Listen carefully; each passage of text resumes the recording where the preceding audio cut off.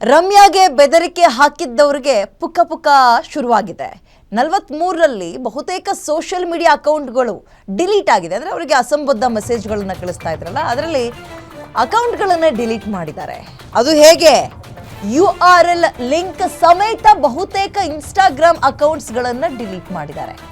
IP address ಕೇಳಿ ಇನ್ಸ್ಟಾಗ್ರಾಮ್ಗೆ ಪತ್ರವನ್ನು cyber crime ಪೊಲೀಸರು ಬರೆದಿದ್ದಾರೆ. URL ಲಿಂಕ್ ಅನ್ನು ಕಳಿಸಿ IP ಅಡ್ರೆಸ್ ಅನ್ನ ಮಾಹಿತಿ ಕೇಳ್ತಾ ಇದ್ದಾರೆ ಸೈಬರ್ ಪೊಲೀಸರು. ಇದೀಗ ಇಬ್ಬರು ಅರೆಸ್ಟ್ ಆದ ಬೆನ್ನಲ್ಲೇ ಇನ್ನು 11 ಜನರ ಗುರುತು ಪತ್ತೆಗೆ ಮುಂದಾಗಿದ್ರು. ಒಟ್ಟು 48 ಐಡಿಗಳ ಅಡ್ರೆಸ್ ವಿವರವನ್ನು ಕಲೆ ಹಾಕ್ತಾ ಇದ್ದಾರೆ ಸೈಬರ್ ಕ್ರೈಮ್ ಪೊಲೀಸರು. IP ಅಡ್ರೆಸ್ ಸಿಕ್ಬಿಟ್ರೆ ಫೋನ್ ನಂಬರ್ ಎಲ್ಲವೂ ಕೂಡ ಹುಡ್ಕೋದು ಪತ್ತೆ ಆಗುತ್ತೆ. ಅಂದರೆ ಫೋನ್ ನಂಬರ್ ಹುಡ್ಕೋದು ಸುಲಭ ಆಗುತ್ತೆ. ರಮ್ಯಾ ವಿರುದ್ಧ ಅಶ್ಲೀಲವಾಗಿ ನಿಂದಿಸಿದ ಕಿಡಿಗೇಡಿಗಳಿಗೆ ಕೇಡ್ಗಳ ಬಹಳ ಹತ್ತಿರದಲ್ಲೇ ಇದ್ದಂಗೆ ಕಾಣಿಸ್ತಾ ಇದೆ. ರೇಣುಕಾಸ್ವಾಮಿ ಕೇಸ್ ಸುಪ್ರೀಂ ಕೋರ್ಟ್ ಅಂದರೆ ರೇಣುಕಾಸ್ವಾಮಿ ಕೇಸ್ನಲ್ಲಿ ಸುಪ್ರೀಂ ಕೋರ್ಟ್ ವಿಚಾರಣೆಯನ್ನು ಸ್ವಾಗತ ಮಾಡಿದ್ರು ನಟಿ ರಮ್ಯಾ.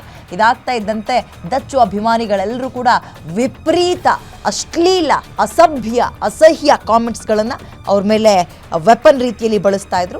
ಇದ್ರ ಬೆನ್ನಲ್ಲೇ ಬೇರೆಯವರಾದರೆ ಸುಮ್ಮನೆ ಕುತ್ಕೊಳ್ತಾ ಇದ್ರೇನು. ಆ್ಯಂಡ್ ಈ ರೀತಿಯ ಅಸಂಬದ್ಧ ಅಶ್ಲೀಲ ಕಾಮೆಂಟ್ಸ್ಗಳು ಸೆಲೆಬ್ರಿಟಿಗಳಿಗೆ ಹೊಸದಲ್ಲ. ಬಟ್ ರಮ್ಯಾ ಅವರಿಗೆ ಇದು ಈ ರೀತಿಯಾಗಿ ಇದರ ವಿರುದ್ಧ ಹೋರಾಡಬೇಕು ಅಂತ ಅನಿಸಿದೆ. ಅಂದರೆ ಜಸ್ಟ್ ಇಮ್ಯಾಜಿನ್ ಯಾವ್ಯಾವ ಕಾಮೆಂಟ್ಸ್ಗಳನ್ನು ಅವರು ರಿಸೀವ್ ಮಾಡ್ಕೊಂಡಿರ್ಬೋದು ಅಂತ. ಇವ್ರುಗಳಿಂದೆಲ್ಲ ಏನಂತಾರೆ ಗೊತ್ತಾ, ನಾನು ಈ ಸುದ್ದಿ ಬಂದಾಗಿಂದ ಹೇಳ್ತಾ ಇದ್ದೆ, ಕೀಪ್ಯಾಡ್ ವಾರಿಯರ್ಸ್ ಅಂತ. ಮುಖ ಕಾಣಿಸಲ್ಲ, ಫೇಕ್ ID ಹಾಕ್ಕೊಂಡಿರ್ತಾರೆ. ಎಲ್ಲೋ ಕುತ್ಕೊಂಡು ಬಾಯಿಗೆ ಬಂದಂಗೆ ತಮ್ಮ ನಾಲಿಗೆಯ ಚಟ ತೀರಿಸ್ಕೊಳ್ಳೋಕ್ಕೆ ಬಳಸಬಾರ್ದಂತಹ ಪದಗಳನ್ನು ಬಳಸೋದು.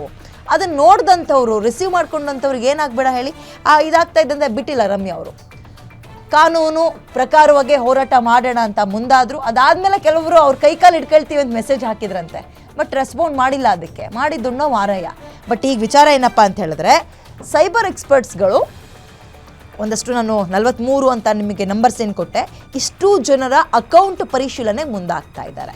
ಅಕೌಂಟ್ ಪರಿಶೀಲನೆಗೆ ಮುಂದಾಗ್ತಾ ಇದ್ದಾರೆ. ಅಷ್ಟೊಂದು ಸುಲಭನ ಅವ್ರ ಫೇಕ್ ID ನೋಡಿ. ಇದೆಲ್ಲ ನಮ್ಗಳಿಗೆ ಬಹಳ ಕಷ್ಟ ಹೇಳೋಕ್ಕೆ, ಅಥವಾ ಅದನ್ನು ಈಗ ಫೇಕ್ ID ಹೆಂಗಪ್ಪ ಗುರ್ತಿಡಿಯೋದು ನಮ್ಗಳಿಗೆ ಕಷ್ಟ ಅಷ್ಟೇ. ಸೈಬರ್ ಎಕ್ಸ್ಪರ್ಟ್ಸ್ ಅಂತಲೇ ಇರ್ತಾರೆ. ನೀವು ಚಾಪೆ ಕೆಳಗೆ ಅಂದರೆ ಅವ್ರು ರಂಗೋಲಿ ಕೆಳಗೆ ಒಂದು ತೂರುವಂತಹ ಕೆಲಸ ಮಾಡ್ತಾರೆ. ಆದರೂ ಕೆಲವೊಬ್ರು ಏನು ಮಾಡಿದ್ದಾರೆ ಗೊತ್ತಾ ನೋಡಿ, ಈ ಸೈಬರ್ ಅಂತ ಬಂದಾಗ ಸೈಬರ್ ಎಕ್ಸ್ಪರ್ಟ್ಸ್ ಮತ್ತು ಸೈಬರ್ ಕ್ರಿಮಿನಲ್ಸ್ ಅಂತ ನಾವು ಯೂಸ್ ಮಾಡ್ಬೋದು. ಸೈಬರ್ ಕ್ರಿಮಿನಲ್ಸ್ ಯಾರಲ್ಲಿ ಈ ಹ್ಯಾಕ್ ಮಾಡೋದು ಆ್ಯಂಡ್ ಈ ರೀತಿಯ ಫೇಕ್ ಐಡಿಗಳನ್ನು ಯೂಸ್ ಮಾಡಿಕೊಂಡು ಬೇರೆಯವ್ರಿಗೆ ತೊಂದರೆ ಕೊಡೋದು, ಇವ್ರನ್ನೆಲ್ಲ ಕ್ರಿಮಿನಲ್ಸ್ ಅಂತ ನಾವು ಬೇಕಾದರೆ ಬಳಸ್ಬೋದು, ನೋ ಡೌಟ್. ಆದರೆ ಇವ್ರುಗಳನ್ನ ಪತ್ತೆ ಹಚ್ಚುವ ಕೆಲಸಕ್ಕೆ ಸೈಬರ್ ಎಕ್ಸ್ಪರ್ಟ್ಸ್ ಮುಂದಾಗ್ತಾ ಇದ್ದಾರೆ. ಆದರೆ ಇವ್ರುಗಳಿಗೆ ಚಳ್ಳೆ ಹಣ್ಣು ತಿನ್ಸಕ್ಕೆ ಏನು ಮಾಡ್ತಾ ಇದ್ದಾರಂತೆ ಗೊತ್ತಾ, ಈ ಅಭಿಮಾನಿಗಳು, ಸೋಕಾಲ್ಡ್ ಅಭಿಮಾನಿಗಳು ಅಂತ ಅನಿಸ್ಕೊಂಡು ಬೇಡವಾಗಿರೋ ಮೆಸೇಜ್ ಕಳಿಸಿದ್ರಲ್ಲ, URL ಅಂತ ಬರುತ್ತೆ. ನಿಮ್ಮೆಲ್ಲರ ಫೋನಲ್ಲಿ ಇರುತ್ತೆ. ಬಹುಶಃ ನಿಮಗೆ ಈ ಪದ ಹೊಸದು ಅನ್ಸುತ್ತೆ. ಅಂದರೆ ಯೂನಿಫಾರ್ಮ್ ರಿಸೋರ್ಸ್ ಲೊಕೇಶನ್ ಅಂತಾರೆ, URL. ಇದು ಸಿಕ್ಕಿಬಿಟ್ರೆ ನೀವು ಯಾರು, ಏನು, ಎತ್ತ, ನಿಮ್ಮ ಲೊಕೇಶನ್ ಎಲ್ಲಿದ್ದೀರಿ, ಎಲ್ಲಿ ಕೂತಿದ್ದೀರಿ, ನಿಮ್ಮ ಮನೆಯ ಯಾವ ರೂಮಲ್ಲಿ ಕೂತಿದ್ದೀರಿ, ನಿಮ್ಮ ಜನ್ಮವನ್ನೇ ಜಾಲಾಡ್ಬಿಡ್ತಾರೆ ಆಫೀಸರ್ಸ್ಗಳು ಅದು ಸಿಕ್ಬಿಟ್ರೆ. ಆದರೆ ಆ URLನೇ ಡಿಲೀಟ್ ಮಾಡಿಬಿಟ್ರೆ ಹೆಂಗೆ ಅಂತ ಖತರ್ನಾಕ್ ಐಡಿಯಾವನ್ನು ಮಾಡೋಕ್ಕೆ ಮುಂದಾಗಿದ್ದಾರೆ ಎಷ್ಟೋ ಜನ. ಈ 43 ಜನರಲ್ಲಿ ಎಷ್ಟೋ ಜನ URLನೇ ಡಿಲೀಟ್ ಮಾಡಿಬಿಟ್ಟಿದ್ದಾರಂತೆ. ಈಗ ಅದು ಏನು ಮಾಡ್ಕೊತೀರಾ ಮಾಡ್ಕೊಳ್ಳಿ ಅಂತ. ಬಟ್ ಬಿಡ್ತಾರಾ? ಇಲ್ಲ.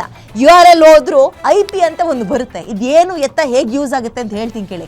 ನಮ್ಗಳಿಗೆ ನೋಡಿ, ಅಕೌಂಟನ್ನು ಕ್ರಿಯೇಟ್ ಮಾಡಬೇಕಾದ್ರೆ ಕೆಳಗೆ ಎಸ್ ಆರ್ ನೋ, ಕ್ಯಾನ್ಸಲ್ ಅಥವಾ ಹಿಂಗೇನೇನೋ ಆಪ್ಷನ್ಸ್ ಇರ್ತಾವೆ. ಅವು ಯಾವನ್ನೂ ಅಬ್ಸರ್ವ್ ಮಾಡಿರಲ್ಲ. ಸುಮ್ಮನೆ ಒಂದು ಅಕೌಂಟ್ ಓಪನ್ ಮಾಡಬೇಕು ಅಂದ್ಕೊಂಡು ಎಲ್ಲವಕ್ಕೂ ಓಕೆ ಓಕೆ ಓಕೆ ಅಂತ ಕೊಟ್ಕೊಂಡು ಹೋಗಿರ್ತೀವಿ. ಅಂದರೆ ನಮ್ಮ ಇಮೇಲ್ ID, ನಮ್ಮ ಡೇಟ್ ಆಫ್ ಬರ್ತ್, ನಮ್ಮ ಎಲ್ಲ ಸಂಪೂರ್ಣವಾಗಿ ನಮ್ಮ ಅಡ್ರೆಸ್ ಎಲ್ಲವೂ ಲಿಂಕ್ ಆಗಿರುತ್ತೆ. ನಮ್ಗಳಿಗೆ ಗೊತ್ತಿರಲ್ಲ ಅಷ್ಟೇ. ಮೋರ್ ಡೀಟೇಲ್ಸ್ ನನ್ನ ಕಲ್ಲಿಗ ಅಜಯ್ ನೀಡ್ತಾರೆ.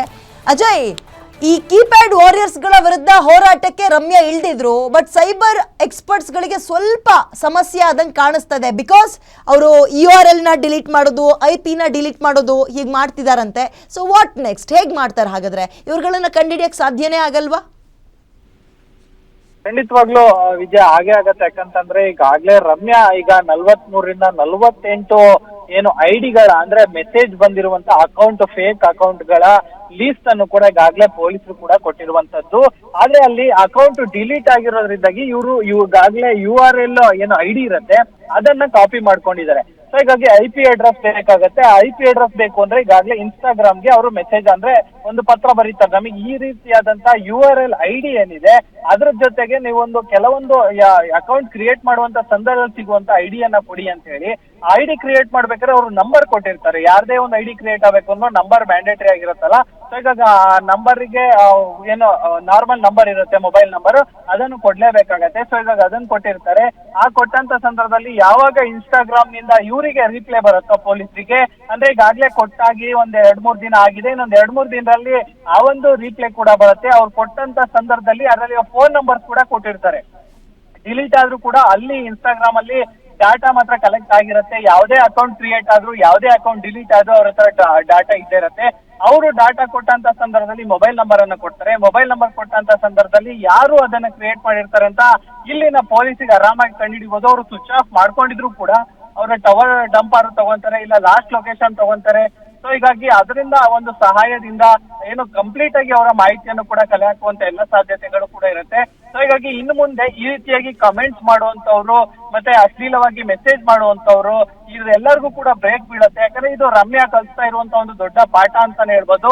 ಬರೀ ಇದೊಂದೇ ಕೇಸ್ ಅಂತಲ್ಲ, ಎಲ್ಲಾ ಕೇಸ್ಗಳಲ್ಲೂ ಅಷ್ಟೇ ಯಾವುದೇ ಮಹಿಳೆಯರಿಗಾಗಿ ಅವತ್ಯ ಶಬ್ದಗಳಿಂದ ನಿಲ್ಲಿಸುವಂತದ್ದು, ಜೊತೆಗೆ ಮೆಸೇಜ್ ಮಾಡುವಂತದ್ದು, ಅವರಿಗೆ ತೊಂದರೆ ಕೊಡುವಂತದ್ದು, ಇದೆಲ್ಲವೂ ಕೂಡ ಆಗಿಂದನೂ ಕೂಡ ಆಗ್ತಾ ಇರುವಂತದ್ದು. ಇದೆಲ್ಲದಕ್ಕೂ ಕೂಡ ಬ್ರೇಕ್ ಆಗೋದಕ್ಕೆ ಇನ್ನೇನು ಕೆಲವೇ ಕ್ಷಣ ಅಂತಾನೆ ಹೇಳ್ಬೋದು. ಈಗಾಗಲೇ ನಿನ್ನೆ ಸರಿಸುಮಾರು ಒಂದು 2-3 ಜನರನ್ನು ಕೂಡ ಈಗಾಗಲೇ ಅರೆಸ್ಟ್ ಮಾಡಲಾಗಿರುವಂತದ್ದು. ವಿಜಯನಗರದಲ್ಲಿ ಇರೋನೊಬ್ಬ ಮತ್ತೆ ಚಾಮರಾಜನಗರದಲ್ಲಿ ಇದ್ದ ಒಬ್ಬ ಆರೋಪಿಯನ್ನು ಕೂಡ ಈಗಾಗಲೇ ಅರೆಸ್ಟ್ ಮಾಡಲಾಗಿದೆ.